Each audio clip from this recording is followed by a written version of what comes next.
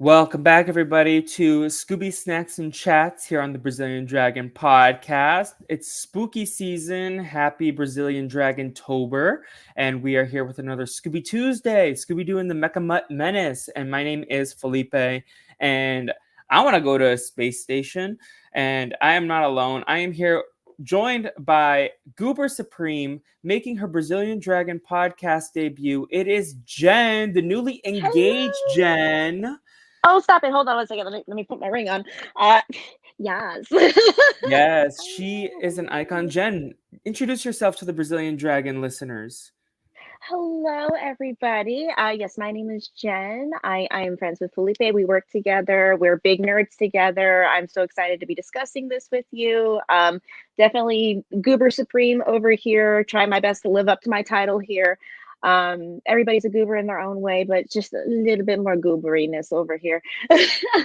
Yes, and Jenn loves Halloween. Yeah. Previous co-host of the Sharing is Scaring podcast. Do you want to tell Yes, with people about that podcast, what it is, and do some promotion of it?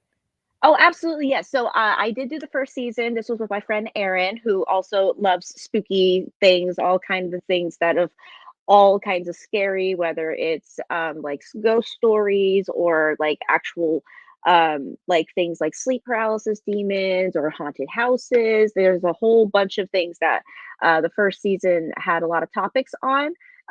This next season, it's just going to be Erin. I don't know what her schedule is, but she has some haunted bed and breakfast that she went to recently that I know that she's going to have an episode kind of focusing on her experiences with that. So if anybody likes listening to like firsthand experiences of all things kind of spooky, that's the place for you. So Sharing is Scaring podcast on most places that you can find podcasts. Yeah. Yes, and you do like some fun discussion, not just about like the things themselves, but like about the history, the conspiracies behind them. Like I remember you did one on the Men in Black. You have an episode on Yes. Ouija boards. What were Yes. those children called? Not the Black Eyed Oh, the Peas, black but eyed children. Yeah, the the black Black eyed Eyed children. Children. Yeah, no, the black Yes. eyes. No, but the black eyed children, and they their own have really spooky lore behind them as well too. But yeah, all kinds of things like that. That's kind of what they kind of go for in that podcast. But yeah, it was such a fun deep dive going into all these weird taboo sometimes It's topics. perfect for the spooky season. Absolutely. If you want to get into the mood, that's a great place for you to go for. All right, now let me get me some Jen Scooby-Doo history. What is your relationship with the Scooby-Doo franchise? Do you have any favorite movies or episodes? So I grew up mainly with some of the like older original Scooby-Doo cartoons, things that would be shown up on like Boomerang. I know that, oh gosh, there was this one where it was like the Ghoul School Kids that was a movie. Yes. Yes, okay, so I watched that one on The one that repeat. gave Monster High. Yes, yes, that walked so Monster High could run. Yes. And then that one, obviously the ones like Scooby-Doo and the Witch's Ghost might be my favorite. Tim Curry in that one is just absolutely amazing. We obviously had the Hex Girls in that, so love the Hex Girls. And then the movies were probably, I think, my favorite, the live action ones with Matthew Lillard, who, funnily enough, also is voicing Shaggy in this episode that we're discussing. But that honestly, like, reigns supreme for me. That era of Scooby was the prime age for when those came out. So Yes, so Matthew Lillard, like he had a run of doing the Scooby-Doo movies when Casey Kasem passed away, and I was like, it yeah, makes sense because like when you embody the character so well, yeah, um, yeah, has it down to a science. He really took care of the character. So it makes so much sense that you're a witch's ghost girly. Like that is very on brand. Have you ever been to Salem, Massachusetts? I feel like you no, would it's on thrive. my bucket list. It's on my bucket list. I've always wanted to That's go. that's where your honeymoon's gonna be, Salem, Oh my Massachusetts. god, I wish. We're probably gonna have like a multi-part honeymoon of all the places that we want Yes. to go to, and that'll be a Honestly, great one. they should expand the definition of a honeymoon to include one destination per season. So fall, Salem, Massachusetts. Summer, of course, you go to a resort. Yeah, Spring, you go to like Europe or something, and then yeah. winter, you go like to Iceland. Like Yeah, or like uh, skiing or something. I don't a know. destination per season, because you should get multiple honeymoons. It shouldn't be just one. I'm a firm Your believer of this. I vacation like time this. is my pitch um to society. You're onto something. You're onto something. Do you have any favorite Halloween traditions? I mean, Oh gosh. I'm sure you have a ton. Say I don't really have too many Halloween traditions, which is so sad to say because I love Halloween and to say that I feel so boring. But like oh no no no. I mean like is going to like horror nights and knots and any kind of local haunted houses. That's a Yes, you are tradition, a right? Horror Nights Okay. alum, Yes, yes, I am. That was funnily enough my very first job ever was scaring at horror nights. So which um is so funny because I feel like you're such a friendly person. and you know what's even funnier? And I talked about this on the podcast too. Yes. I my whole love of Halloween has been relatively recently, within the last, I want to say more so recent 15-ish years or so, because growing up, like, I like the idea of Halloween. I was too terrified. I had a very overactive imagination. I believed everything was real. I was too scared of stuff, and it was very hard for me to get inside of a Halloween store as a child. My uncle always does like really elaborate spooky decorations at his house, and now mazes and stuff too, and it was always a hard time for me to get in there as a kid. But it was because of working at horror nights, and I didn't, and this is even funnier. I didn't realize that I was auditioning for horror nights. I thought I was applying to work at Universal during the horror nights experience somewhere. But then once I got into the building and they kind of gave me the packet and then told me to line up and give my most blood curdling scream, then I'm like, oh, this is what you're asking of me. So I just got off. I just got off. I just graduated high school. I did whole 4 years in theater, and I'm like, all right, so gonna test out my acting chops, and I miraculously got in. And then after seeing all the behind the scenes of how everything kind of worked out, and I was like, I just was about to turn uh 19 this year as well. So like still young, not necessarily understanding the whole behind the scenes of how everything works because I wasn't really too deep dive into that. But then after seeing it, I'm like, oh, it's just one gigantic production. It's just one big Yeah. performance with fancy lights and costumes and stuff. I can do this. And then after being behind it, I'm like, okay, the veil has been lifted. I am not scared anymore. I'm ready to go in. And I've been going to a horror maze, something spooky related like that ever since. So yeah. Production design is some of my favorite aspects of like theme parks in general, let alone horror Yes. nights, Oh because they put yeah. everything in. Although the production design was a little too real, in my opinion, for the Texas Chainsaw Massacre one this year, because that one, have you done it? No, I can't do No. Texas Chainsaw Massacre. There's a couple of It things that I smells will so not do. bad. No, that was my thing. Like, I wasn't even, Oh no, couldn't even focus on like the maze itself because it just smelled the horrible, like smell. raw meat, like rotten raw meat. Uh, like It's on so bad. average, I think most people in my party agreed that the worst smelling room was in the Insidious. It was the bathroom in the Insidious maze. But Oh. overall, that was just like one room of the maze versus like Texas Chainsaw. It just permeates throughout the entire experience.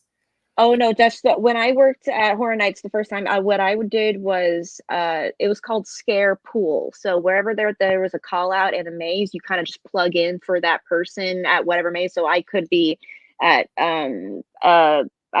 at Walking You're Dead. I like a could be swing at on a yeah. theater show. Yes, exactly. So, I was in the first 4 nights that I did it. I was in the first year they did La Llorona, and I was in the catacombs as a dead child right next to the carceria, which that had the rotten meat smell permeating from it, and it went into the catacombs a little Oh, bit. no. And when you have the big rubber mask and the smell gets kind of trapped in there, it's just like it's gag city. Yeah. So, yeah, exactly. No, thank you. No, it's No, okay. I'm good. We don't need that. Yeah, Yeah. do you have a Halloween costume prepared for this year?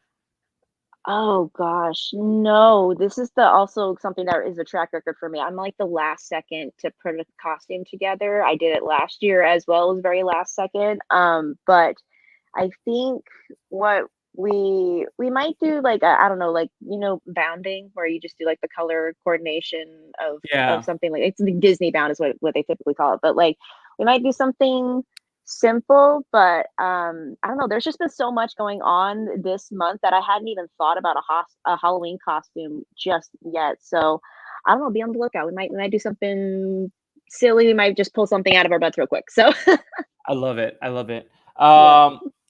Yeah. So What had about you you? ever Have you thought of anything?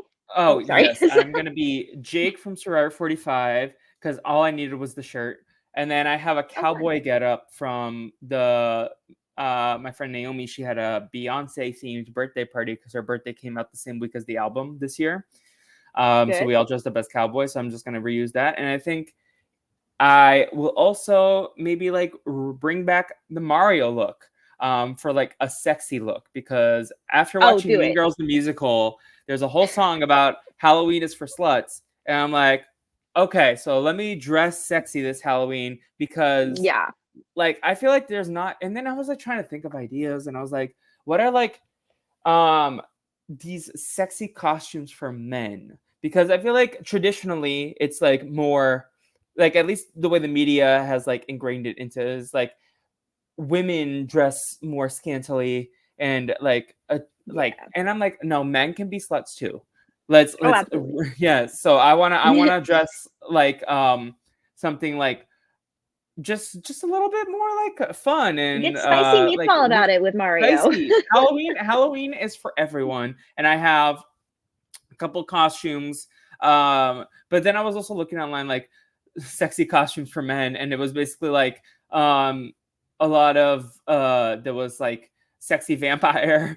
So it's, like Oh, it was just like yeah. a regular thing dressed, but it's like there's nothing really like provocative other than just like vampires are attractive. um Yeah, I no, think the just true. only Or ones that I like was it's like actual shirtless or with the suspenders. yeah, that's what my thing is. I think I might go to a queer bar on one of these nights, and that will be my like queer bar look, where it's just like, oh, you have the suspenders and the Oh, red yeah. shirt and the jeans, and then the Mario mustache and the hat. I don't know. Who knows? Honestly, that's all you need. Seriously, just go Yeah, for it. Go to WeHo, have fun. Everybody will think it's a blast. So, WeHo will be so stressful though. I went last year on oh, yeah, Halloween, sure. and I immediately regretted Oh, it because like the Uber expensive, oh, the yeah. it's so packed. I don't know. WeHo will be wild. Okay, yeah, I haven't really partied too much over there. We had one of Zasha's coworkers was like, "You should go to WeHo during Halloween. It's so fun." And I'm like, "Ooh, Probably maybe," is but like fun, but people have last been time saying it's stressful. I was so stressed because I didn't know what to expect. Now maybe this year if I went again, I would know what to expect, so I could make the most Yeah. of it. But last year it was just like so stressful because like I don't know, I don't do well in like aggressive crowds. Whereas like I feel like a theme park, there's crowds, but you can kind of like control you can like step out of line, you can have places Yeah. to breathe. WeHo is just like Yeah, and sometimes yeah. they just sit with like a theme park. There's destinations people are going to, so it's Mhm. constantly moving. Everybody is just sitting and chatting and having drinks in WeHo and not really Now moving. So that's harder. I got two quick questions for you. Mhm. Favorite candy and favorite Halloween media. Oh, okay. So, candy. Oh, I have too many. If it's like fruity kind of candy, I think maybe Skittles might be my favorite. If it's more on the chocolatey end of stuff, Reese's. Reese's, Yes. Reese's, Reese's. Yeah, I was So, telling Zach and Casey when I asked them this question earlier. I feel like I'm more of a chocolatey candy. Like on Halloween, give me all the chocolatey stuff: chocolate's Butterfingers, good. Reese's, Milky Ways, Three Musketeers. Like you Mhm. can miss me with like the year-round candy, which is like Starburst, Skittles. Like Oh, yeah. I'm also not a big Laffy Taffy guy. I feel like I'm more of like, oh, just give me the Sticky. chocolatey stuff, and then candy corn is hit or miss. It depends on my mood. I grew up liking candy corns. There is such thing as having too much candy corn. I like the autumn harvest mix where they have the pumpkins and the chocolate candy corn that's mixed in with it, so it gets a little bit of variety. But candy corn is a hit or miss kind of a thing. Yeah, I like it candy feels corn as a very candy. specific to Yeah. Halloween. Yes, Because like exactly. other candy you can eat year round, but I feel like candy corn you only see on Halloween era. That is true. That and like, I do have a soft spot for those orange popsicles that have the white printed stamped jack-o'-lantern on it. Ooh, That are just like it's just such a common, quick, cheap grab bag that you just put in, but it's like it's nostalgic. It's Halloween. It's a little jack-o'-lantern and it's just a cute lollipop. You could hope, like, eat like maybe Yeah. 4 of them and not get super sick, kind of a thing, because it's not too much. But like those I might have like a little sweet spot for. Oh, honorable mention Heath Bar, because Heath Ledger. So that is Yes, the we main love reason that. why Heath Bar is because Heath Ledger, which is so silly.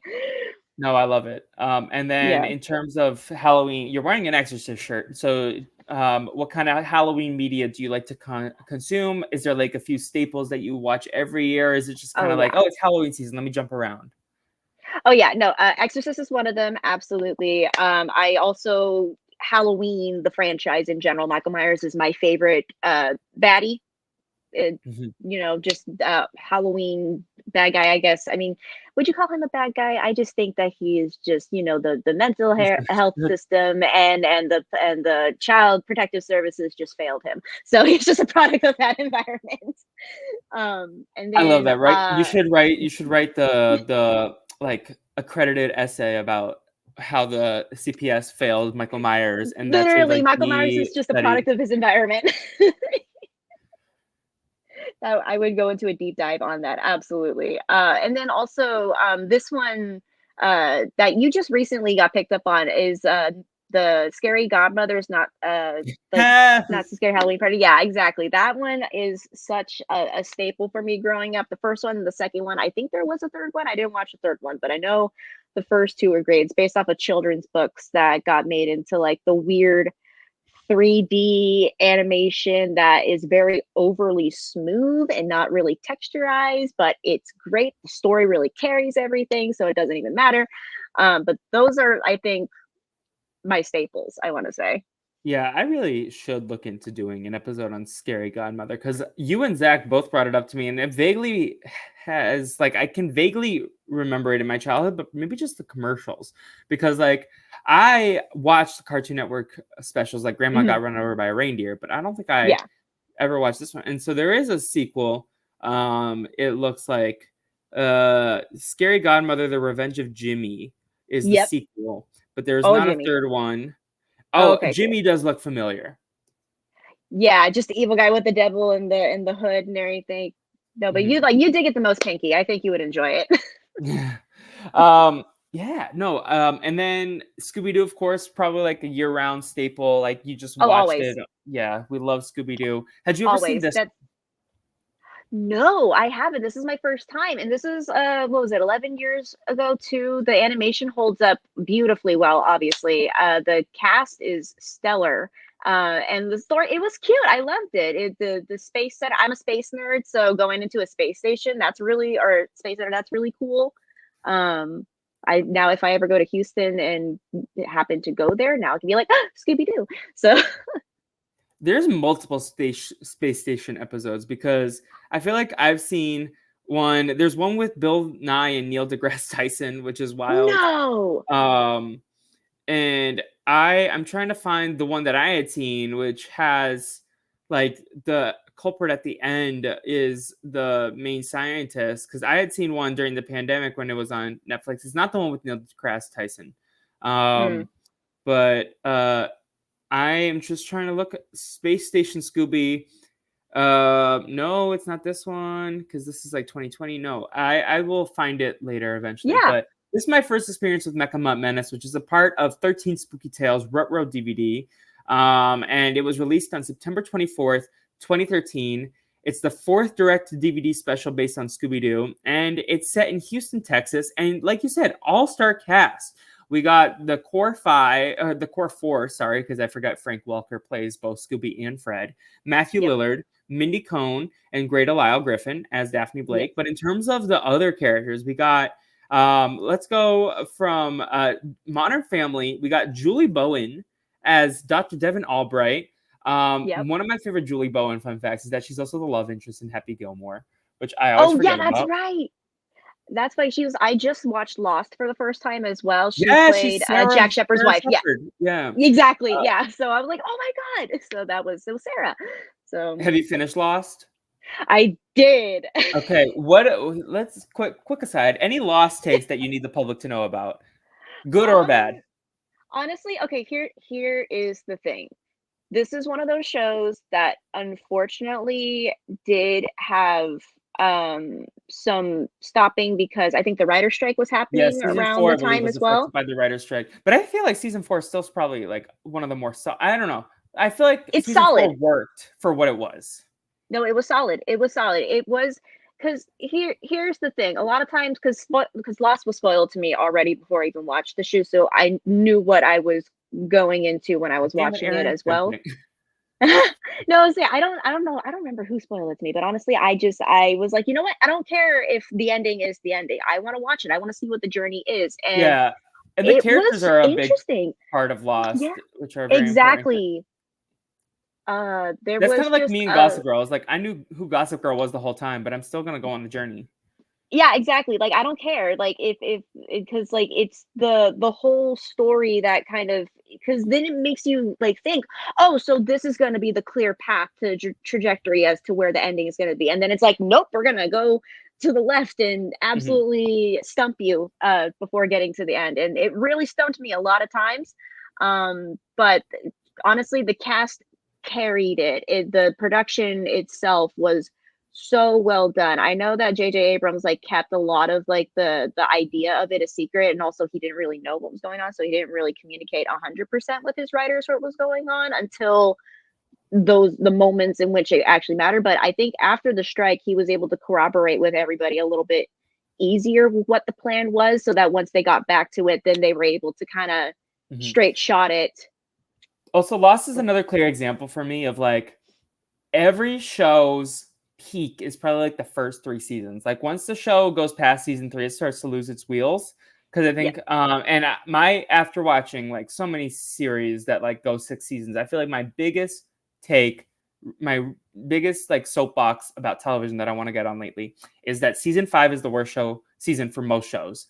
I actually don't know if I feel that's the case for Lost, but in most shows, I feel like season 5 is where the show completely loses the thread. We're talking Glee. We're talking Gossip Girl. We're Yep. talking like This Is Us. Like I feel like season 5 is often the weakest season of most shows because season 6 it often feels like, oh, we're just gonna land this plane. We have an exit ramp, and now we Hmm. have to get on it. And then the first 3 seasons, like, oh, you're especially like seasons 2 and 3 for most shows for me is like where the show really takes the stride. It's like, oh, you're understanding who your characters are, the writing's Hmm. getting better, the casting, the acting is getting better because they're discovering who their characters are. Like they're starting to blend Hmm. between like actor and character a little bit more because you're knowing how to write for them.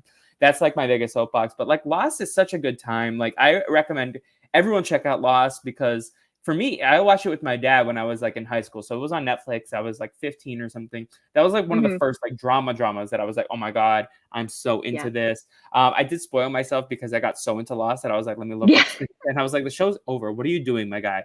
But um, just like the mystery, the character work. I'm a big Hurley guy, of course. Oh, And love it's Curly. just Oh my god. Yeah. the mechanism of like flashbacks, like, and you get to learn characters, and you don't get to know much about them throughout every episode, but then when they get a They go flashback back episode, though. they get you get to fill in the blanks. And honestly, I think that mechanism is like basically the inspiration for Once Upon a Time. I don't know the It's because details, they but write it's no, Once Upon a Time with Disney characters. no, it's true because those are the writers of Lost wrote Once Upon a Time, and that's why they Oh pulled a lot. yes, Yes, yes, no, you are on the nose. Yes, exactly. So that is it is them, and they pulled a lot of the actors from Once Upon a Time. yes. Sorry, I do from know Lost to Once Jafar Upon a Time. is the guy who plays Saeed. Yes. Oh, I Yes, forgot he was Jafar. Oh my god. No, I loved him. And then also Curly was the giant from Jack and the Beanstalk. We also saw oh god, the pregnant girl. Claire. The Yes, Emily Claire, yeah, she's Dravin. she's Beast. Belle. Yeah. She's Belle in Beauty and the Beast. Um so yeah, definitely pulled a lot from that. And it is true, the flashback mechanism is probably I think I'm the biggest fan of that as a storytelling arc because it is true. We only know what's happening at the moment with these characters and stuff, and we have so many characters as well in the series Mhm. that we kind of cut back into, and then the fact that everything is so connected in its way, for those who don't know, when they will eventually know, they'll see, but it's Yeah, the airport episodes crazy. are great.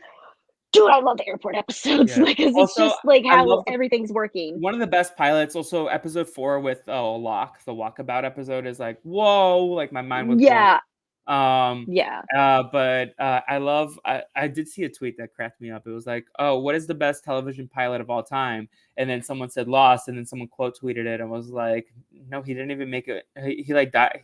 Crashed a plane or whatever. I was like, oh, because it's a like Don't. pilot episode joke, and then I was like, Oh, oh. Ah. So And bad. Greg So Grunberg, bad. he pops up. Oh, I remember after Lost, I got into Heroes. Did you ever watch Heroes?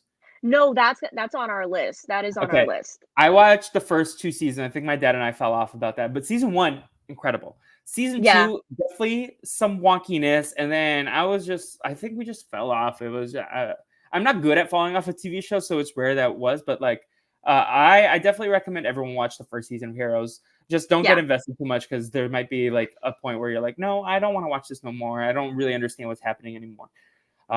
Understandable. Yeah. But so yeah, we got Julie Bowen. I forgot that. I was like, how did we get Yeah, here? sorry, Julie Bowen. Yes. We got Phil Lamar as Stan in Mission Control. We got Alan Rations. I don't recognize him by name, but he plays Dr. Ned Staples. Is that the dad? Yes, that is the dad. Okay. Oh, he's in Young Sheldon. Cool. Oh, I didn't know that. Okay, cool. We got Paul Rubens as Irv, and a man we're familiar with. Yes. And then my girl Lacey Chabert as Melanie Staples, Gretchen Wieners herself. So fetch! I know. I did not know the voice cast until I was watching the credits. I was like, oh my god! And like some of the Scooby-Doo is fun because like I mean Mark Hamill shows up a lot. Oh yeah. But like you'll like always see like, oh, that's so funny. Like but this one it was just like, wow, that must be so fun to get to do a Scooby-Doo project. Yeah, like, sorry, someone me just now. So like if my microphone's funky. Yeah, speaking of Mark Hamill, ate it up in The Wild Robot. Oh gosh, I hadn't seen that one. I need to see that then. Holy crap. You should see it. I cannot wait to get your takes. So gorgeously animated. I love it. Like, I love that. Oh my god. Yeah. So you hadn't seen this one before. What were your like overall thoughts? Did you have an early suspicious on any character, or were you just kind of like watching and vibing out, or like were you able to clock the bad person? I have this tendency where I can clock the baddie pretty quickly, and I've ruined a couple of movie nights for that because I can't keep my mouth shut in the thing because I'm like, oh, I think it's this person, and they're like, just watch the movie, Jen. I'm like, but you're not trying to super sleuth this like I am. But no, I think I clocked the baddie immediately, and once we watched the end of the movie, I was 100% correct. So. Did you want me to tell or now or not No. I mean, it's Melanie for the listeners. Oh, I'm yeah. just trying to look at my spreadsheet because with your win, because I thought it was Irv. I wasn't really paying attention until it was like too late to like actually guess. So I was like, I think I thought it was Irv because of the goop. Because they really focused on his goop. And like I was like, I think we saw the goop earlier, but I couldn't remember the context. So this is the first time since Scooby-Doo and Zombie Island that the team of the co-host spot is beating me in the culprit game because coming into this episode, the score was 30 to 29.5, but with Jen's correct guess, the score is now 30 to 30 and a half. So ooh. Jen, you just took the lead, but we're also recording this out of order. So okay. I forgot about that aspect because technically Spooky Scarecrow is going to be released in between, but it's okay. It's okay. It's okay. Listen, sometimes for art, you have to record out of order. TV shows do it all the time. Oh yeah, absolutely. Yeah. It's film business. It's production, baby. What are you gonna do? Yes, but so we are recording this before Spooky Scarecrow. I will at least get a point because spoiler alert: the last Scooby-Doo for October is going to be the WrestleMania one, and I watched it and I did get that villain correct. So I will get a point from that. But we'll see what Ari Ferrari thought when we record that. I'm so excited. Ari Ferrari is such a trippy guy. He's so funny. That's so funny. Oh my god. It's like Hulk Hogan in that one or something? Or like Triple H, John Cena, The Miz, like they get like all these like wrestling people involved. I don't remember if Hulk Hogan's in it or not, but like these days he can stay out of it. that's fine. I was gonna say because that's like the first wrestler in my brain that popped up, Yes. but like that's hilarious. Though I feel like I need to watch this on the side You because definitely my also the one that I want people to watch now is Scooby-Doo Stage Fright, which is basically Fred and Daphne are on an America's Got Talent type of show, but they're oh my god, haunted by the Phantom of the Opera because the building used to be an opera house. oh my However, god, my favorite part of the movie is there's this child, like basically like her parents are horrible, they're stage parents, and she's like 12, and she sings a song called "Stay Away from My Man Home Wrecker." Iconic. Iconic. oh Literally lives rent my, free in my head. That one is so fun. That one, like, I really vibed with. Like, I think Matt from work and I talked mhm. about it. And I forget what I gave it. I think I gave it a 4.25 in terms of the Oh, score. So absolutely. definitely recommend. Maybe like you and Zasha can have like horror movie marathon, and it's just Oh, Scooby Doo movies, absolutely. like Scooby Doo movies that you missed as a kid. Oh, absolutely. I mean, and the fortunate thing is that, like, I like Scooby Doo. He doesn't like Scooby Doo, but he loves WrestleMania. He grew up watching that. So Okay, I'm like, that's a you perfect need one. to watch the WrestleMania There's, I episode think, a at second one least. also, a second Scooby-Doo and the WWE Curse of the Speed Oh, Demon. hell I think yeah. it's called. Oh, Um, we're totally watching those. yes. Now I've been remiss to ask you, of all people, Oh. Scooby, Shaggy, the Mystery Gang, are they high all the time? Oh, they have to be. No, they okay, well, here's the thing. So, Shaggy, duh. Velma, not so much. She's, most likely either the DD or she can't because it's just too many variables. She's gotta be at, like, her top mode of processing everything because she's the brainiac of the group. Fred, every now and then, he does like to partake. Daphne doesn't like it because it's like, "Ugh, so ick," but otherwise, But there's I been a feel like couple of Daphne times where probably she's in the gets down back. with the CBD oil. Yes, that or maybe she'll take, like, a gummy every now and then, Yeah, just because it's fun, just to relax, just to have a girl's day. yeah. But that is my whole thing, But and I Scooby and and Shaggy, Scooby 100%. absolutely, we should not give marijuana to our doggies that we all know we should never do that unless it's the CBD to calm them down for, like, fireworks and stuff, then yeah, absolutely, but if it's in the air, you can't help it. So, It's like, they're Scooby-Doo. gonna get Scooby-Doo contact. Scooby-Doo is like half dog, half amazing. Oh, yeah, So absolutely, there's a dude under that dog suit, no. yes, I love Scooby-Doo, like, what an icon. He truly Absolutely. is incredible, like, one of the definitive cartoon characters of the history of animation, I think.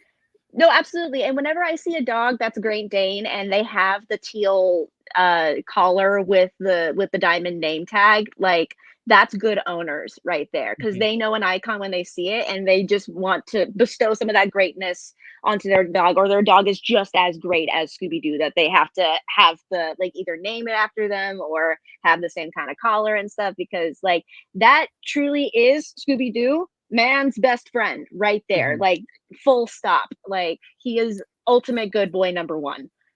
Silly boy. He's such a good boy. Yes. Um, who wasn't a good boy was this Mecha Mutt, and we'll talk about No. him.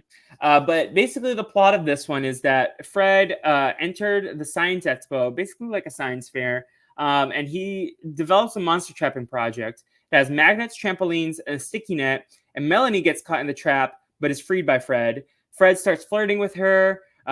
We find out she's Melanie Staples. She's the daughter of NASA scientist Ned Staples, and they all go to her father's demo where he unveils the Mecha Mutt, which is equipped to travel over Mars, and it's kind of like a Mars rover of sorts, but also like a transformer at the same time. Yeah, it's like a big mecha Zord dog space appendage thing. Now, were you ever a science fair girly? Um, not as much as I would like to be. We did science fair stuff growing up, but it really wasn't something that we did often, nor was I in any of like the extracurricular activities that did a lot of that. But I appreciate science so much. I'm a big cheerleader for scientific method and all that kind of stuff. So Yeah. I'm down to learn and get nerdy or at least try to understand concepts. But this is cool. I was very shocked that Fred entered.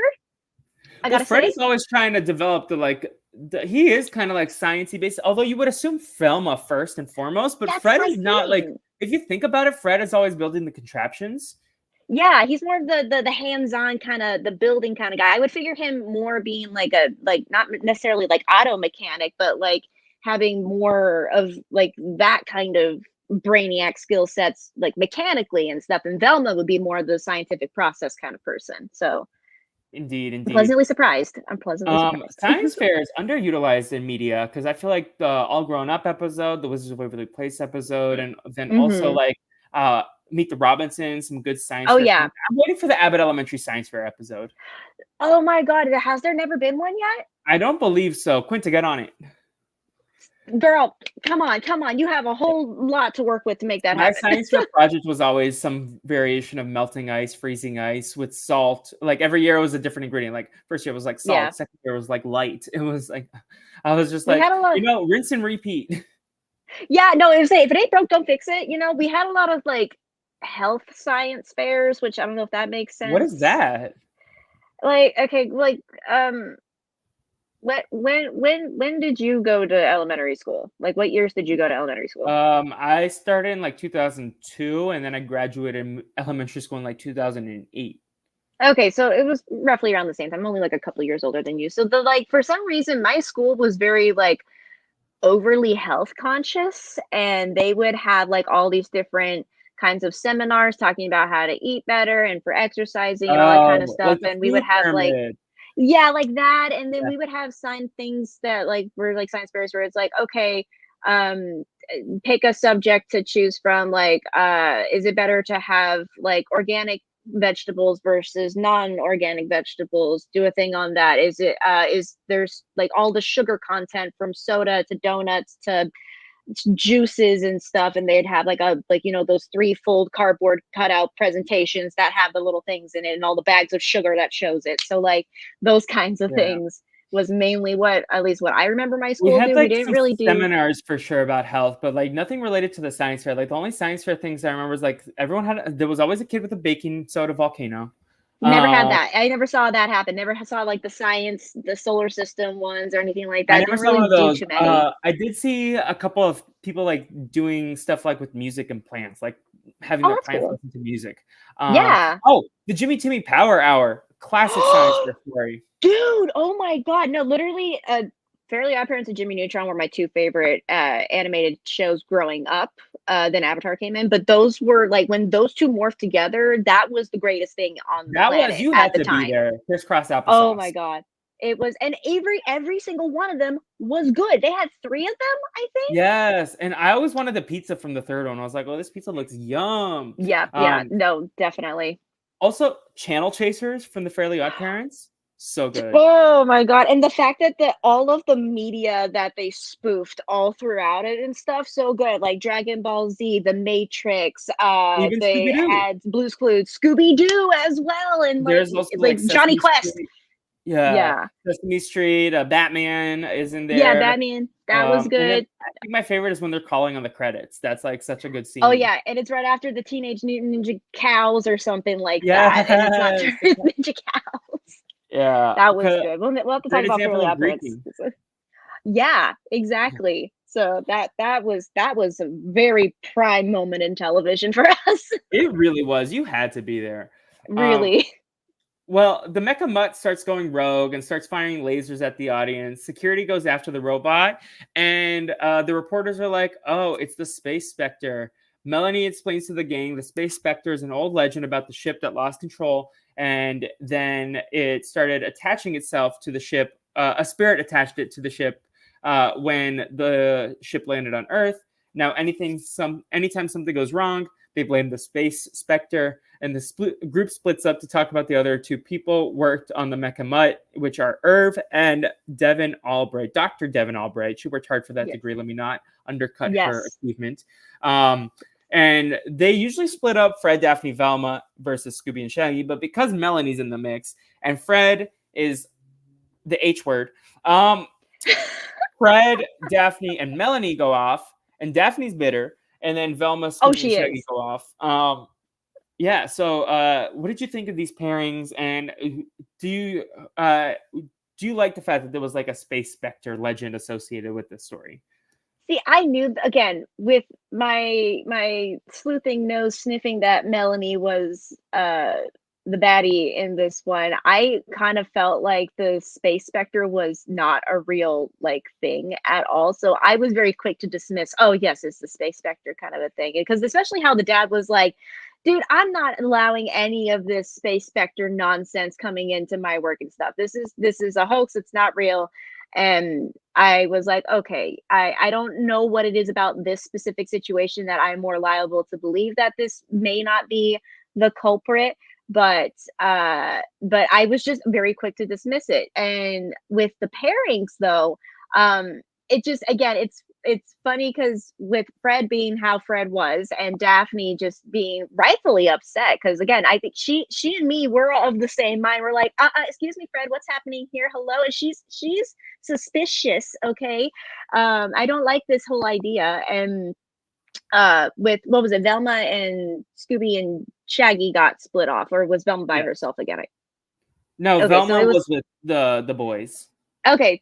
That's typical. I want to say sometimes too, because whether Yeah, it's when not they split off, sometimes Velma ends up, but then usually it's Fred, Daphne, and Velma together, leaving Scooby and exactly, Shaggy to either go find food or to get chased and be bait. And we don't like yeah. that because our boys are not treated respectfully. They are not equal parts of this friendship group, and it's time we speak about it.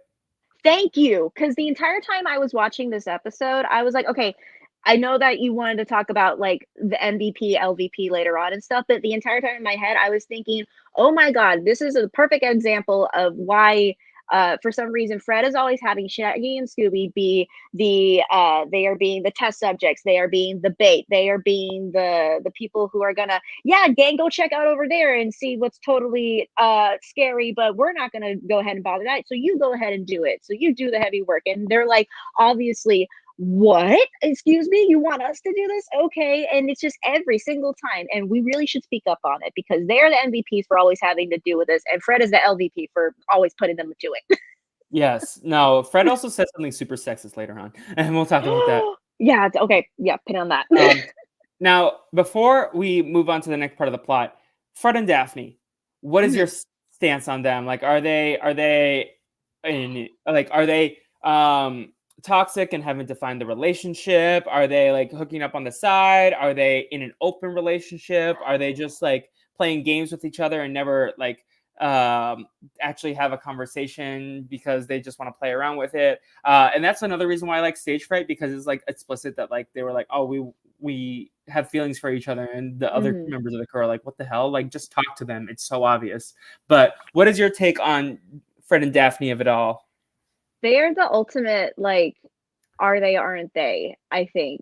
And truthfully, I think that they don't even know, and they had it for a long time, and it truly is one of those kinda, like, high school romances again, where it's like, you just need to talk to them, "But I don't wanna, what if they don't?" kind of a thing, and that really is, like, the biggest, um, I think, definition of their relationship, because you are totally right, they just need to talk, but I think that it's one of those, have you okay, I don't know if you've ever had one of those friendships where it's like you just never really spoke about it, but you just kinda went into it, and it just all of a sudden is a relationship kind of a thing, or you've seen people that are like that, that have had that Yeah. happen before? See, like that, it feels like that's one of those kinds of relationships where they've just been together doing things for so long and they've always been smitten with each other for so long that it was just never spoken and they kind of are together, but Well, they it's also like hard because they have four coworkers and a dog, and yep. they go around the world. Like there's this friend group, but they like their job is so specific where they have to travel everywhere they're going. So it's like they Mhm. don't hang out with a ton of other people. They have like mild flirtations, but like name me one character besides the Hex Girls that comes back in like multiple properties of Scooby Doo and Scrappy, of course. Yeah. Besides like the core five, so that's the thing. It's like you, this is your orbit. There's Mhm. obviously chemistry, Mhm. but it's Lots also of like they chemistry. love playing these games with each other where they love making the other It's jealous. cat Like and Daphne's mouse. done it Yeah. too. It's not just Fred. This movie it was Fred, but like in Zombie Island, they're both like talking to another person. And honestly, Yeah. my take, the Scooby Doo Core Four, it's just like one big polycule. You know what? Okay, poly. I like that. Yes, they are. They are. Okay, here there may be a polycule. A polycule. I think maybe Velma is either Ace or She's like an ace Demi. lesbian. Okay, okay. See, I wasn't gonna say lesbian, but you say it, and I can probably Well, piggyback on that so as the well tea too. is that But apparently James Gunn really wanted to make her a lesbian, but then Warner Brothers was like, no, in the first live action one. So they gave her a male love interest, but like James Gunn was like, no, I want Velma to be a lesbian because she's definitely, I mean, they're all fruity in their own ways. Fred wears oh an no, they ascot. are. That is They not all straight. are. Yeah. Um, Yep. but yeah, it's so interesting because it's like every time I watch one of these movies, it's like either it's a big part of the plot or it's not referenced at all.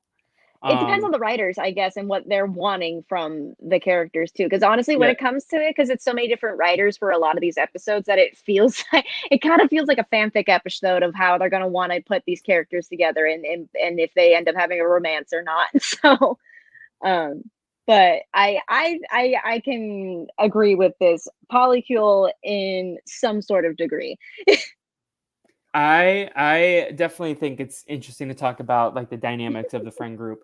Um, Yeah. but we have Fred and Daphne and Melanie. They end up going to talk to lab assistant Irv. And now, listen, Melanie needs to go to jail because she tried to kill everyone, but Irv needs to Yep. go to jail because he's a creep. Like Yeah, the way that he homeboy, was like like, violated so many HR codes.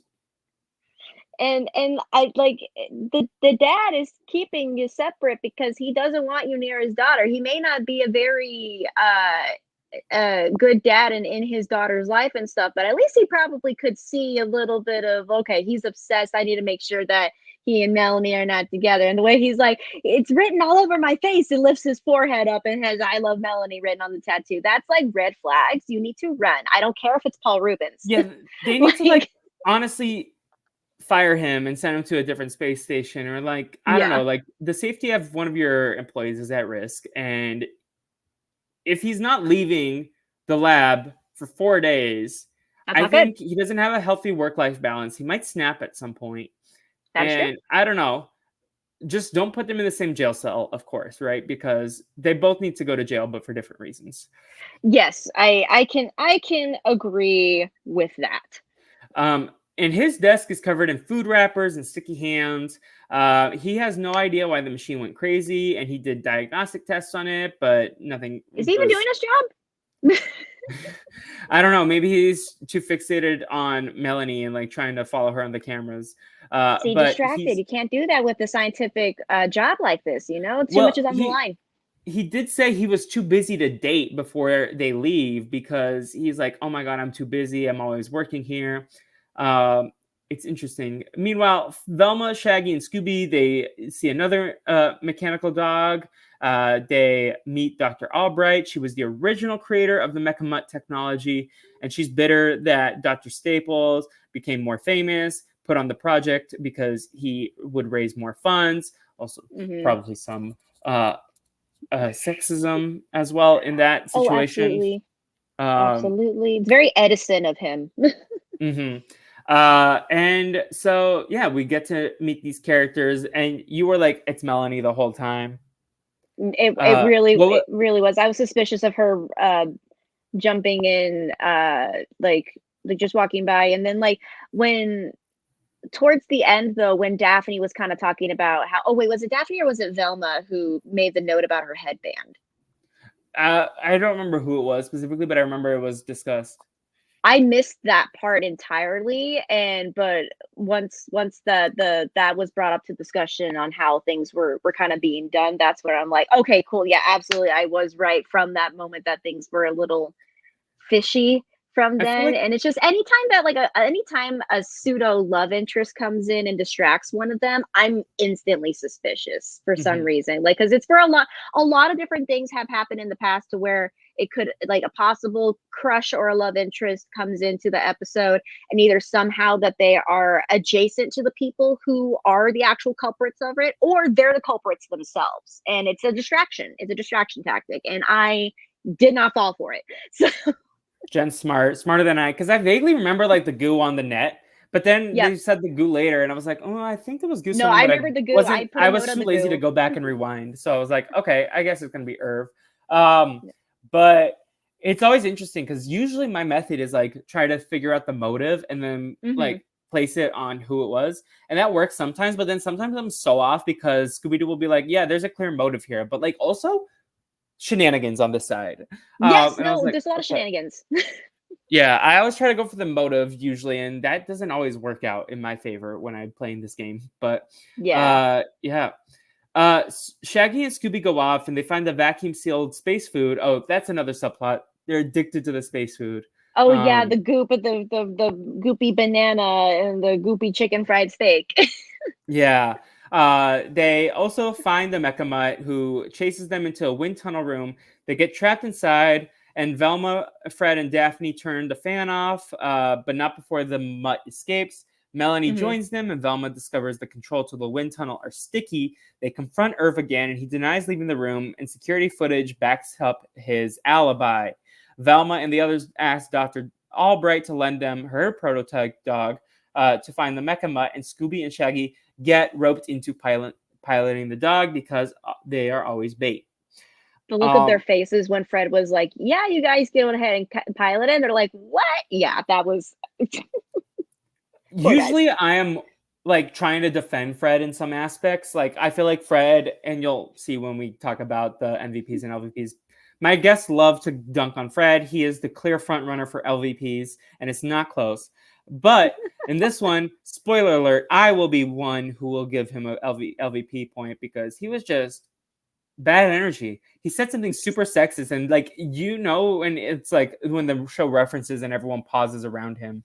Yeah. That Oh, is I like, think I oh know. wow. Remember what you're talking about. Like he said something super out of pocket. Like I don't remember what exactly it was, but I was just like, whoa. I remember what he said. What did he say? Remind me. It was It was because about Melanie. yeah, no, it was about Melanie because it was like, oh, Melanie's so smart or something like that, and Daphne like mentioned is like, well, that's uh I don't remember what exactly Daphne said. That was like, well, Melanie, blah blah blah blah, and then Fred says, "Oh well, I'm not attracted to Melanie's Yes. brain, Daphne," and it was like everybody stopped and looked at him, and Fred was like, "Wait, wait, wait, that came out wrong," and everybody's like, "Nope, that's it. You already said your piece. Mm, We're moving on." yeah. I No, was like, Melanie should "Whoa, have Fred!" turned the Mecha Mud on him. Like just focused on him after that. No, legitimately, that was just bad, bad, Fred Jones. Why would you say that? Yes. Um, no, Fred again, bad things happen when Fred is the H word.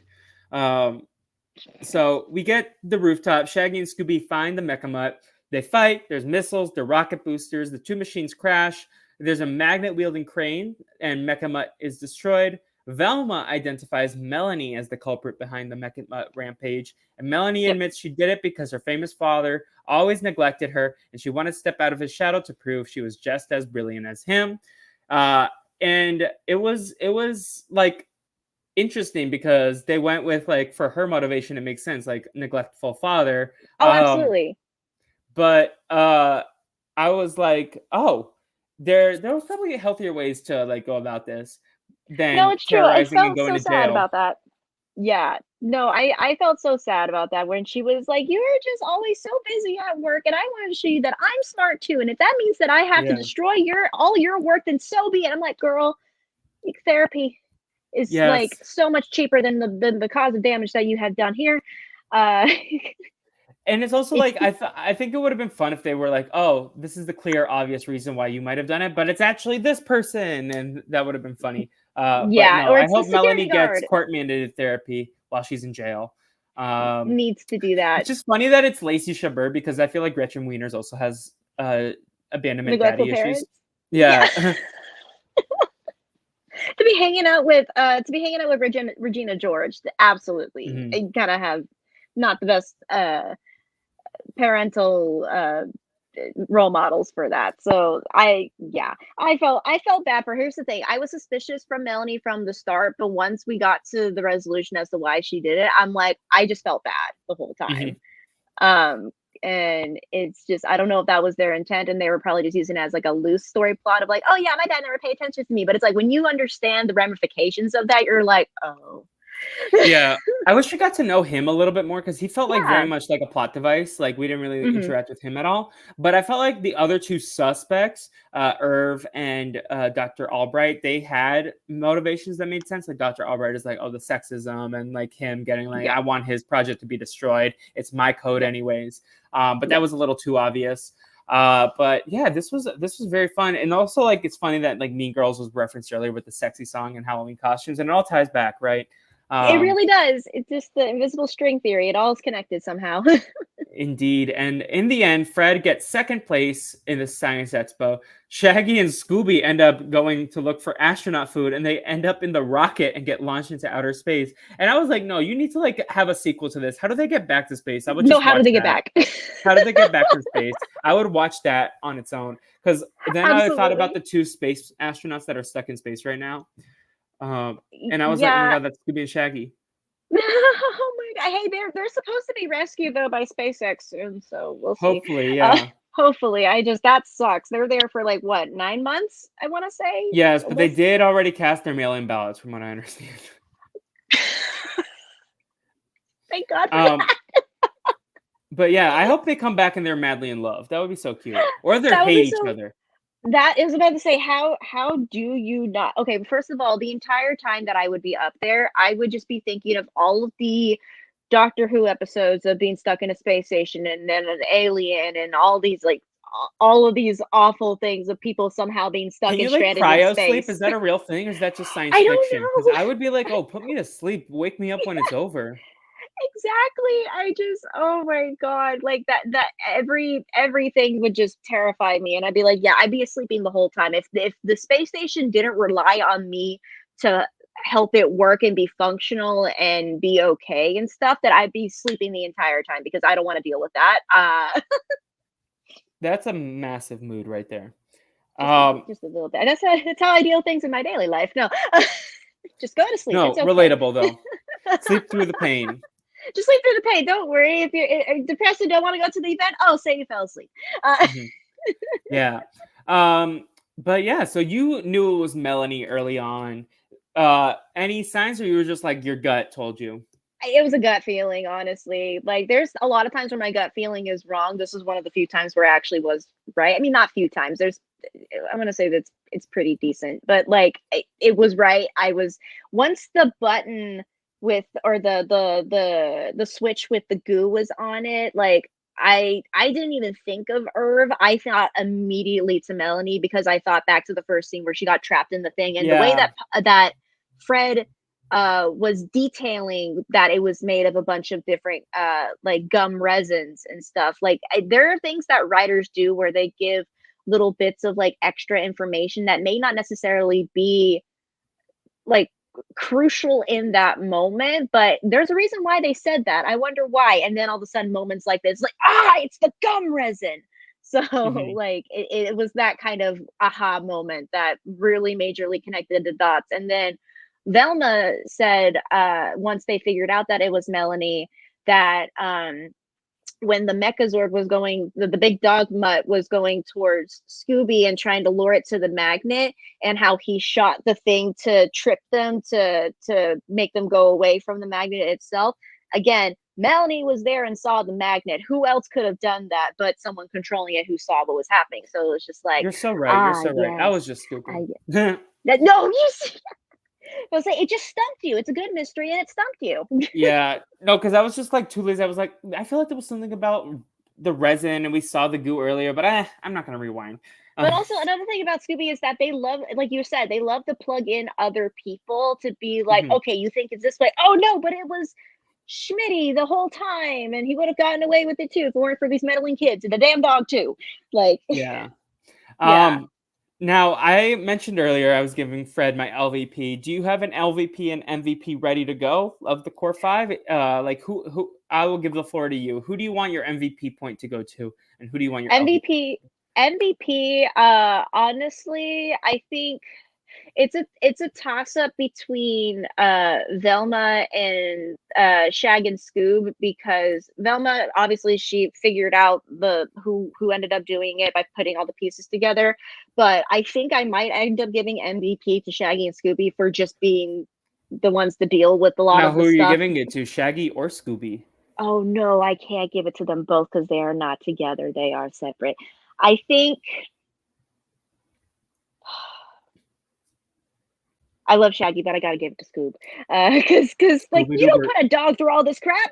Just it's just a good boy. You're supposed to give him treats and tell him go hang out over here, buddy. We'll hang out and do with all this crazy stuff. You're too good of a boy for us to do all this crazy things to because you're so precious and we must protect the baby. But so I think I'll give the MVP to Scooby because he is baby. And then can you hear me still? Sorry, my Yes, earpod, one of my you're earpods went. good. Okay. You're good. Uh, and LVP goes to Fred Jones. So, LVP does go to Fred Jones as well for me. Now, I was thinking Scooby, and this is rare where like Velma was also in consideration, especially because Velma's sucked lately. yeah. She's gotten my last three LVPs back to back to back. Oh Um, no. but like she's been on something lately. That said, I do think that Shaggy's great.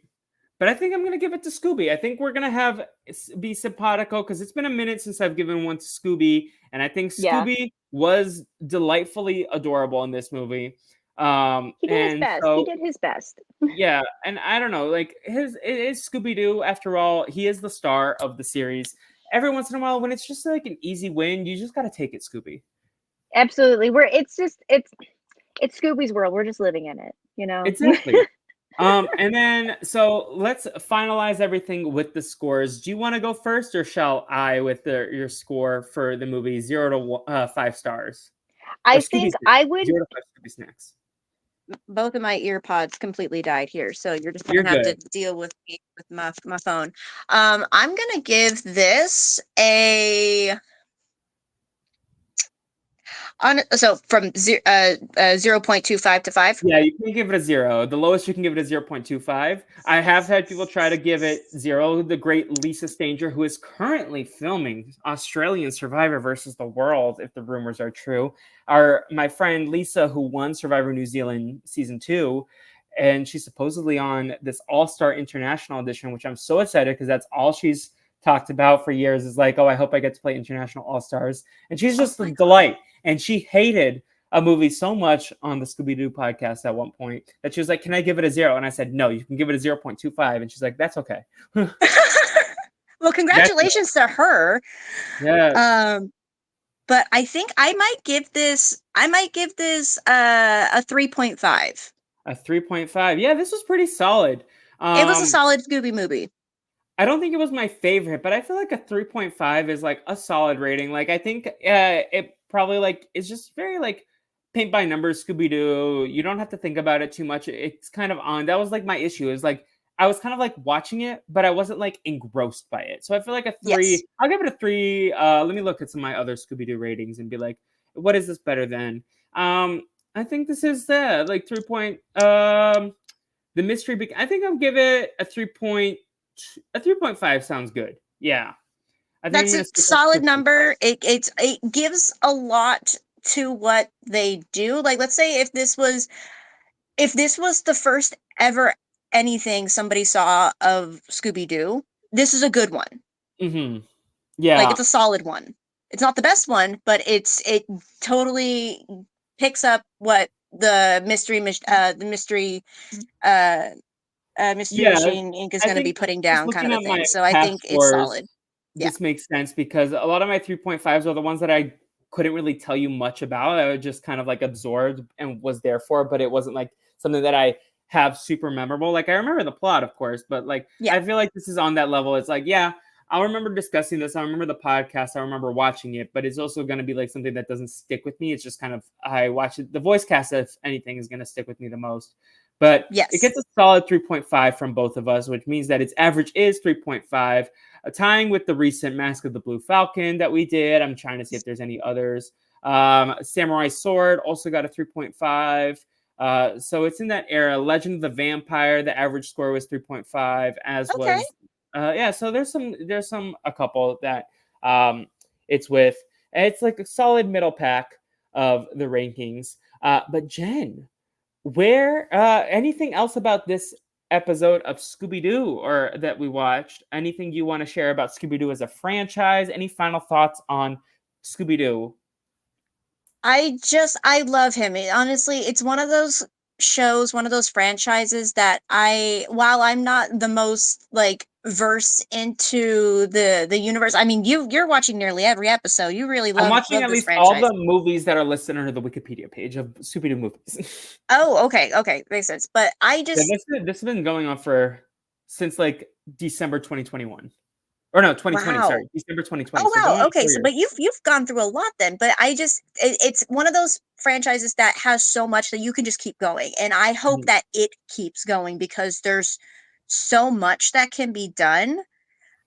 Even with the same people. If you try to like take any of the core uh any of like the three that's not Scooby and kind of change it out and but keep Scooby and stuff, I feel like that it could probably still work. But like it's one of those shows where it's like you can have the four still be the same, have their own slight bits of character growth and stuff, but like it's one of those timeless groups and timeless situations that could just keep going. So like nothing but love for this franchise. Obviously, it's a good series. Nothing notes or anything like that from this. It's just one of those another one of those kind of shows that has always such a great cast that wants to be a part of it too. So it's always a treat to find out, oh, this person voiced who. Like it's so cool. Like and people who are obviously pioneers in voice acting, like a Great Lyle Griffin and Phil Lamar, and like it's so cool to just obviously rely on them to know that they're going to give a great like performance regardless. And but otherwise, yeah, just nothing but love for this though. And I'm just so happy that you asked me to join you and speak Of about it too. course. You're a Yeah. spooky queen. We have to have you on the podcast. Stop it. I Um, hope I hope to talk again because like it's yeah. always fun talking with you at work and just talking on the side, just like nerding out in general. So like any chance to nerd out, I'm I'm there. here I'm for it. happy to do it.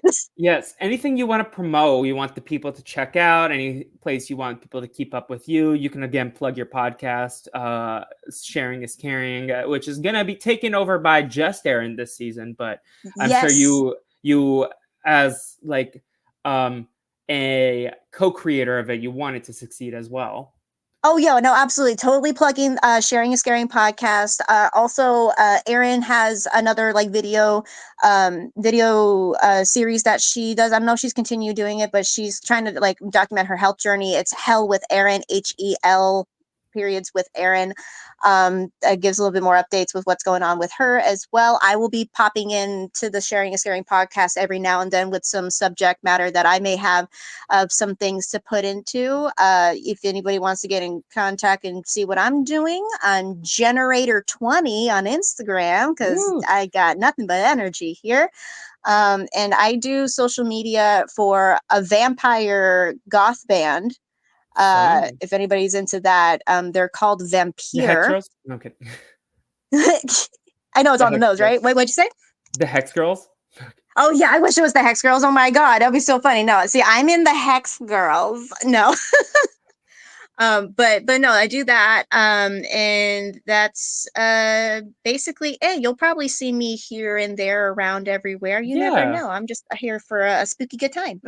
We love it. In terms of me, the plugs will all be in the bumper that I'm going to create after I record this podcast because it's getting close to spooky season. The first episode of the series is going to drop. We gotta start. This is becoming a reality. This is not just a pre-production baby anymore. This is now like going to go out and see the world of this series that I've been working on for Brazilian Dragontober. So it's time to actually hunker down and make the bumper and like get all the ducks in a row. But tune into the bumper. Jenn is an icon. You can follow me on all social media at What the Fleep, especially the Instagram for the Brazilian Dragon as well would be helpful at the Brazilian Dragon. Also, if you be so kind, please give this ratings and reviews on Apple Podcasts and Spotify and YouTube. It helps people discover the podcast. Tell a friend to tell a friend. But until next time, everyone, we're going to hop into the Mystery Machine and we'll go on to our next adventure, which, spoiler alert, will be the WrestleMania that we talked about earlier. But until next time, everyone, obrigado for listening. Thank you, Jenn, and goodbye. Bye. Thank you, everybody.